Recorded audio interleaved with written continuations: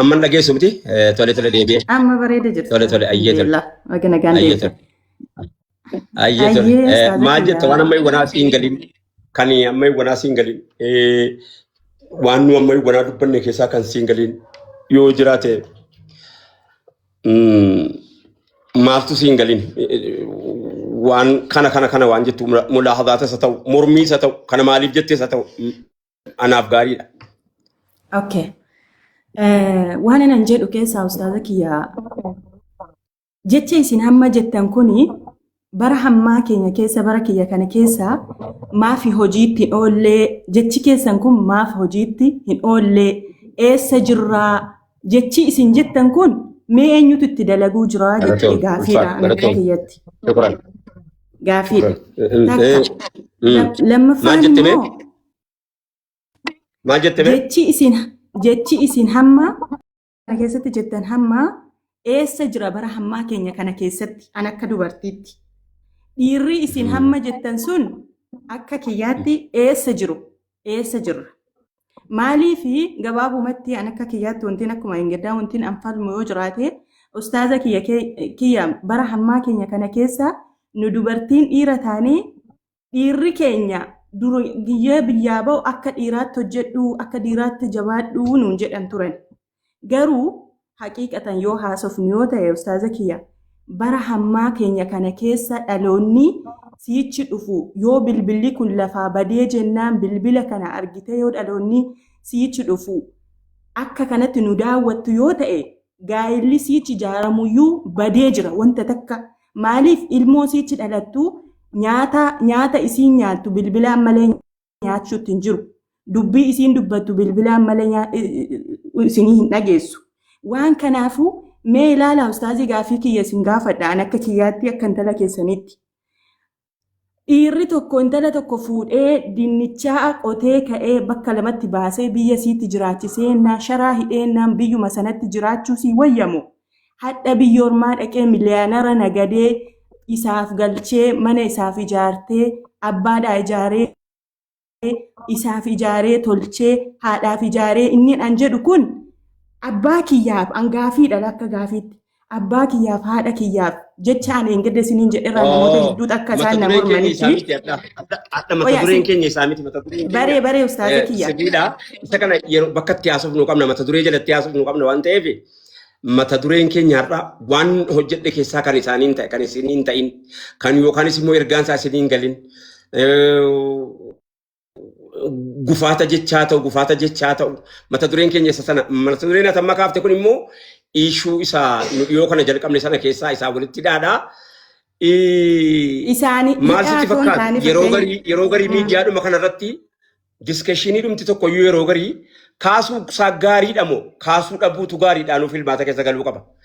Yoo naasa'e bu'aa qabamu yoo dhiifni bu'aa qaba jechuun illee ilaalcha keessa qaba. Tokko lammaffaa haasa'uun keenya bu'aa maalii buuse dhiisuun keenya moo maal miidhalaati jechuun itti ilaalamuu qaba. Maal buusa moo ittuu akkasitti dabaluu ta'a beektaa waan tokko kanatti utuu hin beekinitti jirtuu fi eegatitti beekteetti jirtu adda adda yakkisaatu adda adda waan ta'eef kanaaf haasa'uu keenya sirriidha moo haasa'uu dhabuu keenya sirriidha moo parsantiin isaa inni fayyaduuf inni miidhu eessaa jedhanii ilaaluun ishuu tokko yeroo jalqabanu isa sana amma mata duree akka mata dureetti waliin haasa'uu barbaade silaa warri qabeenya qabu warra hin qabneef laaffisanii akka jedhi bultii ijaarratan gochuu wanna nama silaa barbaade eega ijaarame inni tiyaasaa jirtu inni ishuu mata duree guddaa kan warra ispeeshaal godhee irratti qorannaa godhee jira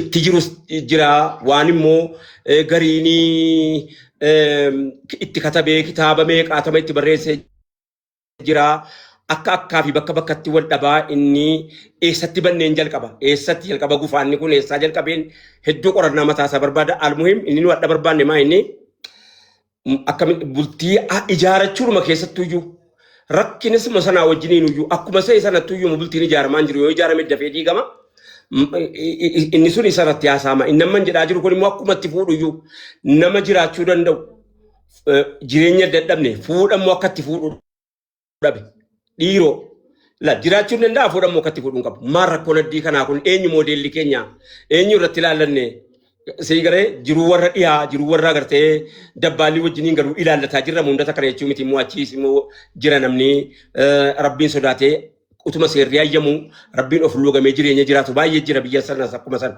Laakiin namni amma jechuu barbaade jecha keessatti gocha keessa waan gufate waan hin dubbadhe keessa amma eegwanaa waan gufate waan siin galiin yoo jiraate. Raani. Wanni ani naangaliin hin jiru isuma naagalee sanayyuu akka inni hojiirra ooluu fi akka itti dalagnu. Inshallah inni bakka hojiirra oolutti asoof nagalatoon ulfaadhu. Abu Haasa'ii Abu eenyu jedha. Abu Ammar.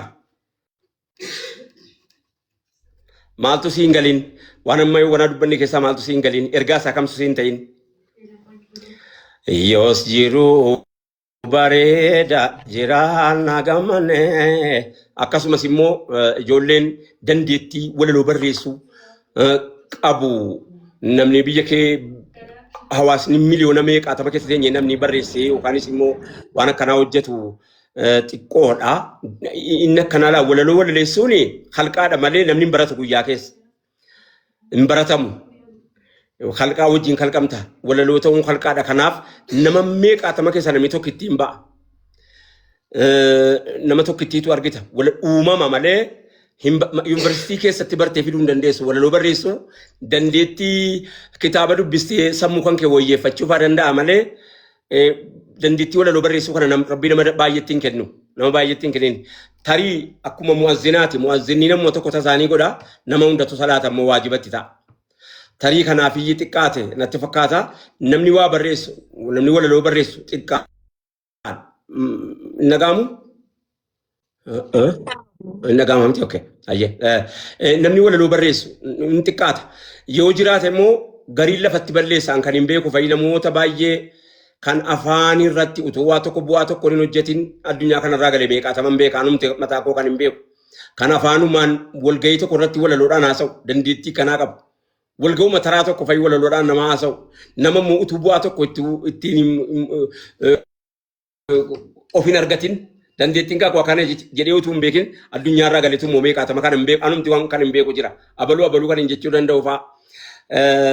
Dandeettii sana namni hamleedhuma qofa ta'a malee beeki nu yoo callifnee silaa waa barreessuu baasuu baanne gadi qabnee gungumna malee callisuu hin dandeenyu. Halqaa keenya miti callisuun. Gadi qabnee gungumnallee malee gadi qabneeti asiifachi jejjennallee malee dhiisuu hin dandeenyu. Halqaa keenya miti. Uumamatu wajjiniin uumamta. Walaloon hin baratamu waan si dhibu. Doktireetii meeqa itti barreessuun hin danda'amu. Walaloo irratti barreessita malee walaloo ta'uudhaaf barreessuun hin danda'amu. Halqaadha wajjin halqamta. Akka hogumaa hayyummaati. Akka halqa adda addaa rabbi namaa kennuuti akkuma fakkeenyaaf fanni warri agartee fanni adda addaa irratti uumaman kuni namni amma elektirikii warri waa barbaadu sammuu waa barbaadu sammuudhaan waa barbaadee argatu. Jarra akka Teslaa faan dur dhufee dabarfate suni Teslaan faan nama bari nama ampoolii hawaa irratti bobeessee faadha bara. Hawaa irratti dandeettii itti dhaqqabee Teslaa jechuun namicha makiinatti barate inni egaa achitti bara umuriin namni beekaa biyya sanatti yeroo argamsiisee ka'e hin barakatu biyya sanatti maaliif akka inni bubbulee nama biraatiif sheeriin gooneef iyyi ofiif ajjeefatu lubbuun jaraaf giroo baay'ee ajaa'in jiru irra caala hayyuu jaraa saayintistoota jaraa ofumaaf asiif achi nyaatanii bitu maaliif hoguma biyya keessatti argate kana amba biraatiif dabarsee dhiqoo kenne jedhanii tumaa galaaf beekumsa ofiitiif lubbuu itti dhaba waggaa kana keessamaa saayintistii meeqamaa riippoortii warri argunu marga almuhim keenya ajandaan kana miti keenya ajandaan keenya maaltu isin hin galini ergaa koo keessaa waan amma wana dubbanne keessaa ayyee abuu ergaan si hin galle maaltu jira.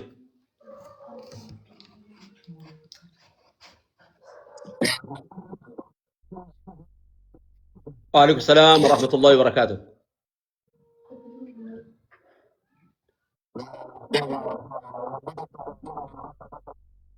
والفاد أحبك الله الذي أحببتني لأجله.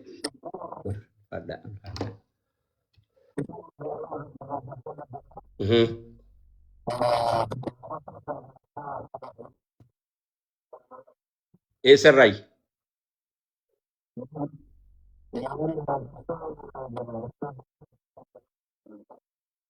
ayyeetan akka barataa ilmii tokkooti bakka akka gufuuti yookaan gufuu islaamatti ta'e risaalaa islaamatti gufuu ta'e jettu wayyoo qabatte.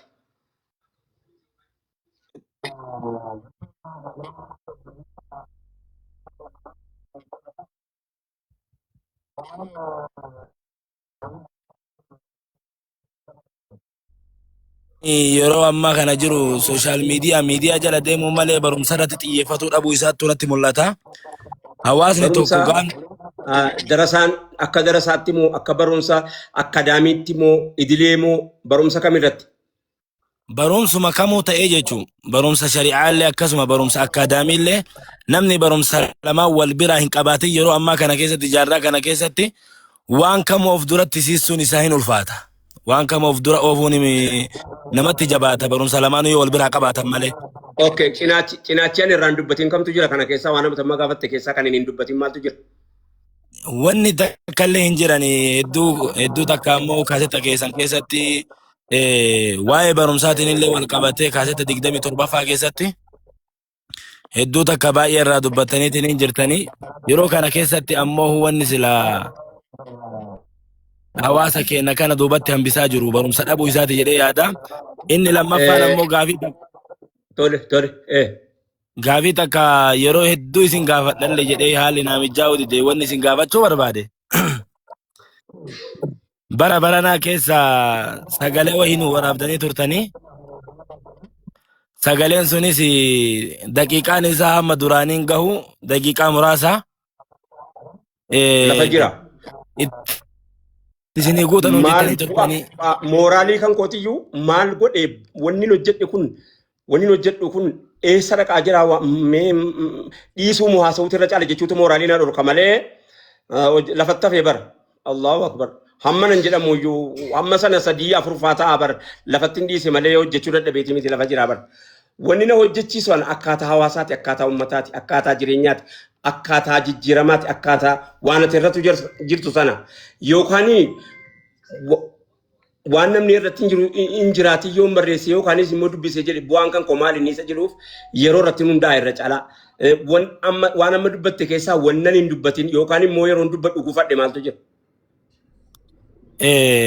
Wanni takkayyuu wanni isin yeroo dubbatan keessatti gufattanii jedhee ani yaadu takka illee hin jiru gaafii ani qaba ammoo isin tana takkattidha akkamitti nu jala hambistan isa jedhudha. Wanni ani isin hin jedhu barbaade immoo haasawa isin haasoftan kanarraa namni hin fayyadamne illee akkuma jiru hedduun isaa akka fayyadamullee numa jira. Namni haasawa keessan kanarra dhaabatee fayyadamee jijjiiramee waan san hojiitti jijjiiraa jirullee jiraachuu danda'a. An akka fakkeenyaaf barataa ilmi tokkootitti. Ulfaadhaa galatoomaa. Tole. An akka barataa ilmi tokkootitti ilmi shari'aa barataatiin jira. Haadha manaa eega fuudhee ka'e ilmi qara'uu hin danda'u. Ilmi karaa barachuu hin danda'u yoo nama naannoo sana jiraate naannoo haalimni qubatu yoo ta'e haadhuma manaa fuudhee bultii isaas tajaajilataa jireenyas tajaajilataa barumsa barachuu hin danda'u barumsa ilmii haa ta'u akkaadaamii haa ta'u. Numa danda'a hin danda'a. Hamilee kennatu deeman hin danda'ama wanni kamu. Ayyee tole galatoome ulfaadha. Khaalid dubbadhume. Waalaikum salaam wa rahmatullahi wa barakatuh.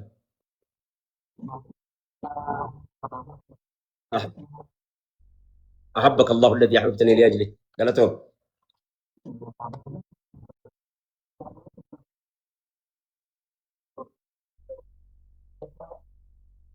ركو ولي لما ركتا والدبا إيجا ركوني ركو ولي لما ركتا والدبا دي دميتر بفار ركونا ما فكنيا في أكاكا تركتا akka tirakkata rakkoo walii lama rakkataa wal dhabe jechuun namoota biraatii wajjin yoo wal bira laaltee jette rakkoon keenyaa fi yookaanis immoo rakkoon hawaasni keenya hawaasni keessa jiru kunii fi rakkoon hawaasni biraa qabu tokko miti rakkoon walii lama rakkataa wal dhabe innan jedheef yeroo barnoonni biyya kana keessatti eega bareechee foormiidhaan akka gaariitti kennamuu jalqabe waggaa 80 guutuuf deemaa jira. Achi keessa yoomii uummanni keenya barnoota jalqabuu yoo jette yeroon isaa murtaa'aadha ofumaaf iyyuu waggaa yoo xiqqaate waggaa 50 nu dursiteetti.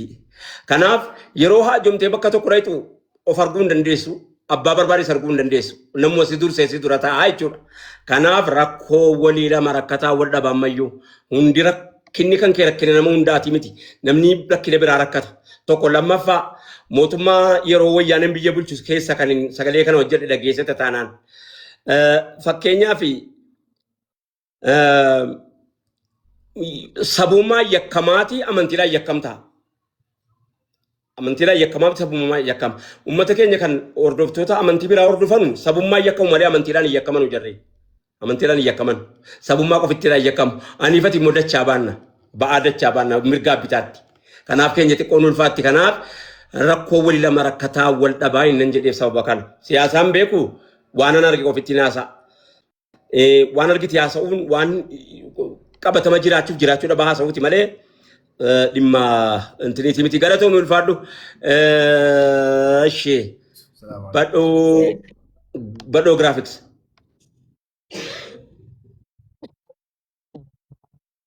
Waalaikum salaam warahmatullahi wabarakatuh.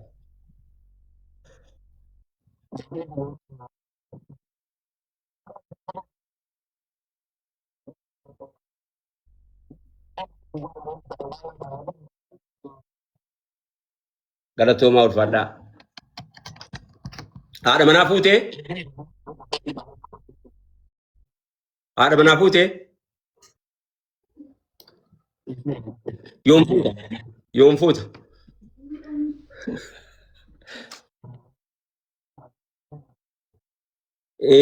Amma itti yaadama. Ijoolleen ammuma itti yaadama. Namni itti yaadama. Haadha manaatiif abbaa manaa ta'uu nama jalqaba. Otoo hin fuudhini.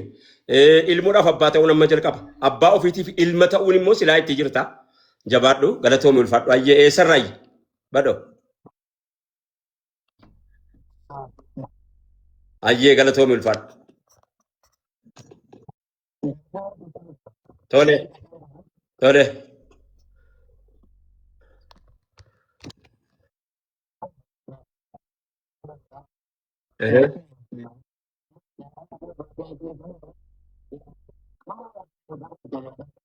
Aya. Aya.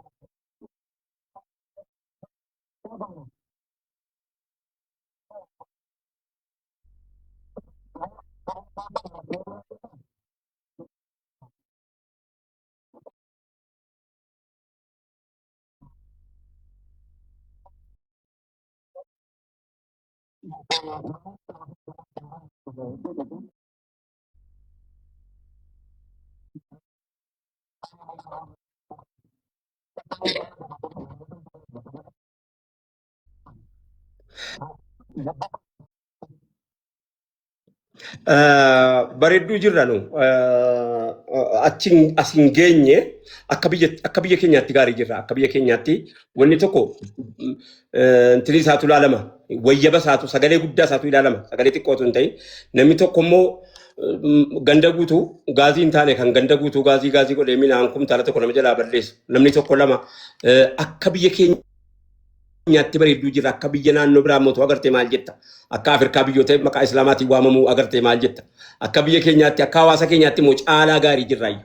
Bareedduu jirra nama jechisiifti. Jajjabeessuu fi gaadha ga'aa mitiinii fi gaadha moo ga'aa miti jechuunii fi daran jajjabaachuu qabna jechuunii fi hin jirru haa jiraannu jechuun adda. Moodeela ati keessa jirtu keessatti namni sirratti ilaallata waan ta'eef ati eega nama akkanatti yaadu taate ofii keetiif moodeelaa jechuudha. eegati modeela taate immoo namni gara fuulduraatti dhufu hin baduun dhabamu hin jiraatu. Akkuma kana haadhotii jiru mana keessa yeroo ammaa kana keessa kan ijoollee ofii jala deemee yeroo boqonnaa maganna keessa jiru kana keessa ijoollee jala deemee kan barsiisaa boqonnaa tokko dhufu jira haadhotii keessa agalatooman ulfaatanu namoonni jijjiru. Bakka dhiiraatiin laafatalee malee bakka dubartiitiin biyya keessaayis bakka dubartiitiin akkuma gama dubartiitiin yaa'uudhaan asiif gara biraatiin isa akkuma dubartiitti jabinaan jirre jechuudha. Mana keessaa jirumatu iyyuu wayyaa qaba. Yeroo ammaa kana keessa akkam bakka baay'eedhaa guurradhutti akkam bakka baay'eedhaa information fudhutti dubartiin bareedduu jirti. Bakka hundaan hin banne. Innumti sun iyyuu maaliif nu keessaa badaadhaaf lallabataarra malee bakka akka biraatti bareedduudhuma jirra homaan jennu gaaruu modeelan dhabne modeela qabna abboo duruun dhabne hadhaa mitiitii dur zabanaa hawaasni keenya miilaan karaan hin bahin miilaan baharraa dhiya dhaqee dhiyarraa bahaa dhaquyyuu duruun dhabne modeela dhabne hin bahin galanni kan rabbiiti dhabne hin bahin abbaa gaariirraa utuu modeela qabaanne bar ati hin dhuftu abbaa bareedduu gassi kenne atu yaada kana yaadaa jirta. Abbaa bareedaa irraa dhalatte haadha bareedduu irraa dhalatte beeki akkana yaaduu danda'uun calluma itteetii miti calluma itti ollaa gaarii qabda akka naannoo biraatti akka uummata biraatti akka uummata Afrikaa kana keessaa abaluu jennee maqaan dhoofnu bara maqumaaf asii bachi jijjiiran malee akka hawaasa keenyaatti wal bira qabaatte baay'ee walirraa fagoo jirraa galatoom ulfaadhu yaada keetiif hayyee kun fayyakun haseeme hayyee. Waalaikum salaam warahmatullahi wabarakatuh. غاري الحمد لله رب العالمين آمين ما هاسي ما لقيس وانا لما يقولنا وجدك إسالة كوسا كم تسين تيني وكان اسمه